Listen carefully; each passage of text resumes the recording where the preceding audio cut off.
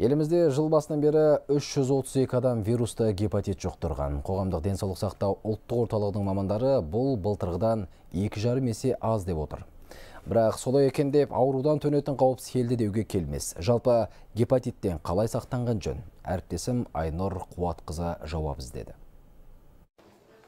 Жалпы бұл аурудың тырнағына кез келген адам ілігуі мүмкін. Мұндай пікірді біз емес, арнайы мамандар айтып отыр. Айтып қана қоймай, сақтықта қорлық жоғын ескертеді. Себебі гепатитті зарарсыздандырылмаған құралдардан да жұқтыру қаупі бар. Ол үшін қауіпсіздіктің қарапайым ғана ережелерін есте сақтаған жөн.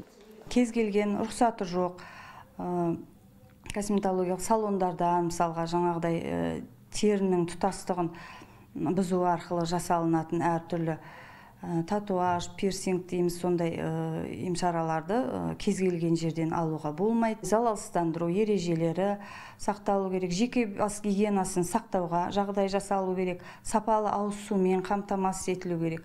Жалпы гепатит бауырдың қабынуы. Бұл дерттің А, Б, С, Д және Е деген түрлері болады. Олардың әрқайсысының өз ерекшеліктері бар. Ауру белгілері де сан түрлі.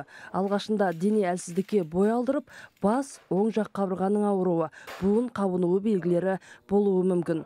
Сондай-ақ қорғалмаған жыныстық қатынас кезінде де осы дертті жұқтыру қаупі бар. С гепатиті де солай. Бірақ көбінесе аурудың бұл түрі қан құю, тіс емдеу кезінде жұғатын көрінеді. Ерте анықталған болса, бұл аурудан емделіп айығуға болады. Ал ең бастысы вирусқа қарсы вакцина егілген жөн дейді дәрігерлер. Тіс емханасының бойында тіске барған адам өзінің жаңағы вирусын тастап кетеді. Ол білмейді. Басқа адам келеді, сол жұқтырып алады. Сол жағдайдан мүмкіндік болғанша тексерілу керек.